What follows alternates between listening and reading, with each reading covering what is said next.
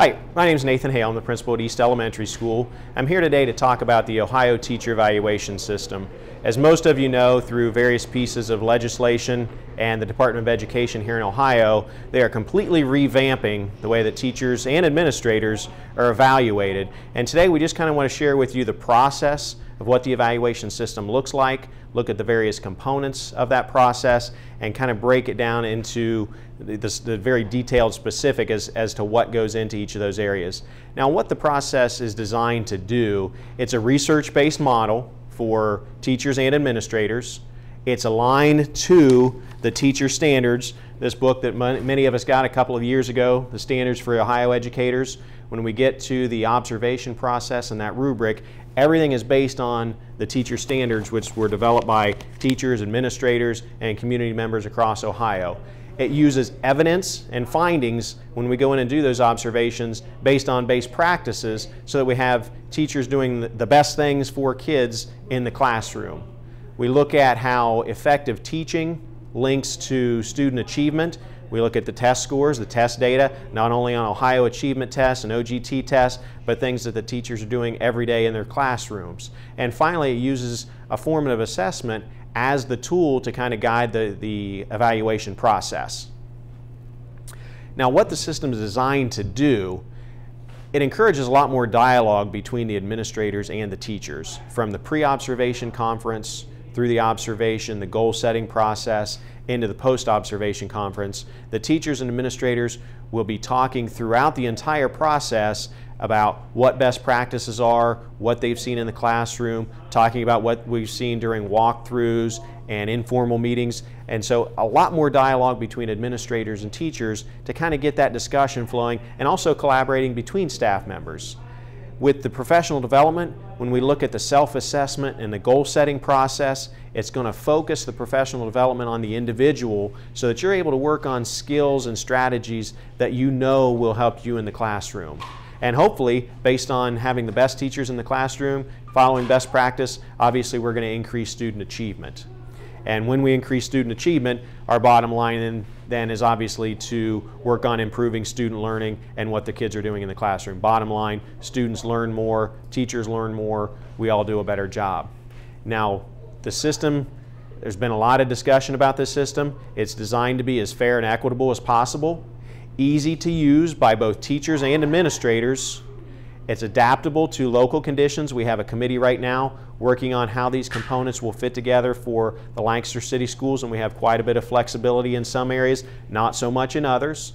And also it uses the formative development and the summative as a final evaluation tool. Now, when you look at the four components to the OTES, the OTES, there's a goal-setting component, there's teacher performance, communication professionalism, and student growth. Now, those are the four areas that make up the new evaluation system. The first three, the goal setting, teacher performance, and communication professionalism, that makes up 50% of the summative evaluation. The final 50% is based on student growth measures, and those are various measures, locally developed tests, and also they must include the value-added component wherever that's applicable. So 50% on the first three areas, 50% on student growth. We have a committee here in Lancaster working on what percentages will make up each of these areas. Now, within the goal-setting area, a couple different areas. First, there's a self-assessment. The teachers and the administrator will sit down, look at strengths and areas of skill development for each teacher. The teachers will come up with a couple of areas that they really want to work on, and then you'll be able to set goals for yourself through the year. 2 goals that you want to work on that will focus your professional development. So anything that you're working on during the year will relate back to the goals that are collaboratively established by the principal and the teacher. The next part, teacher performance, this is kind of the part of the evaluation that most of us are used to. This is going to be your observation, your pre-observation conference, the actual observation in the classroom. Again, times and number will be developed by the local committee. Lesson planning would go into that. And finally, a post-observation conference and a chance to kind of debrief and reflect on what was happening with the teaching performance. The third component, the communication professionalism standard, this is where we're looking at how teachers collaborate with each other, how they collaborate with staff members, how they collaborate with administration, how they collaborate with each building, with our grade level meetings and so forth, and also the professional growth. What kinds of coursework are you working on? Are you working on a master's program? Are you taking workshops to better your teaching skills? And so those make up, again, those three components, 50% of the evaluation. The fourth part, the student growth, again, those are various measures. This is something that we're working on at the committee level. Value added does need to be included as part of the state legislation. The other components in there will be locally developed. So we'll have areas such as art, music, and phys ed. We'll have to come up with some areas that we'll be able to measure student growth in those areas. And I know that's a concern, but this will be through our local committee, and teachers and administrators will have input into those areas. When we look at all of these pieces put together, there will be a summative evaluation. Okay? Now, the way that you can get there, beginning teachers, this will be very similar to the praxis piece. You'll have the observations, you'll have the self-analysis, you'll have the growth model, you'll be working with your mentors and your mentor teachers. And so the option A is your beginning teachers, those of you that are on the probationary contracts at the beginning of your teaching career. The next two options, option B and option C, option B is more of a project. That's where you'll create a portfolio, probably some action research that you're working on during the year, that it will be tied into your goals, your professional growth. All of that would go into option B with the project, more of a portfolio. If you look at the master teacher program, it's probably going to be very similar to those kinds of objectives.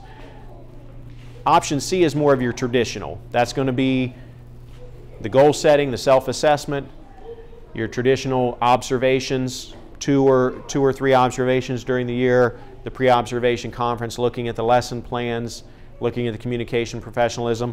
All three options, again, include 50% on the student growth model. So that's the three options that you'll have, and these are the things that you'll discuss with your administrator at the beginning of the year. Now, once all of this is put together, we'll come up with a summative evaluation, and teachers will be rated in one of these four areas. Teachers will have an opportunity to be rated as accomplished, proficient, developing, or ineffective.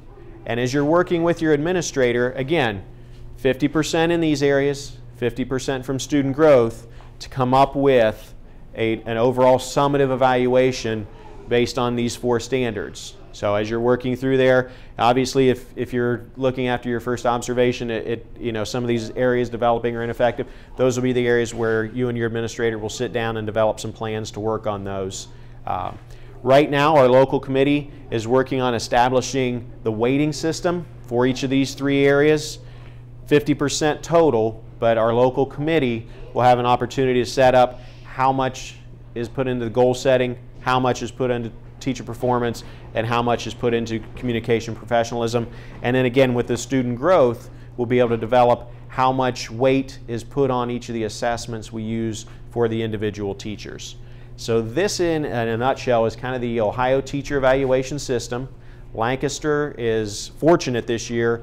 We are one of the pilot districts. We have East Elementary and Lancaster High School participating in the pilot program. We have 6 teachers working with Mr. Greathouse out at the high school, myself here at East. So we have 3 teachers at each building going through this process to provide feedback for us, and they'll be able to give us input as we work on this project. This year is our pilot year with 2 schools. Next year will be our pilot year with the entire district as we're working through the process, providing professional development so that we're ready to go. And when the state legislature says this has to be in place by 2013, 2014. If you have any questions, make sure that you contact the professional committee that's working on the evaluation system, made up of, again, teachers and administrators. If you have any questions about who's on the committee that you need to talk to, just contact Mr. Wigton down at Human Resources.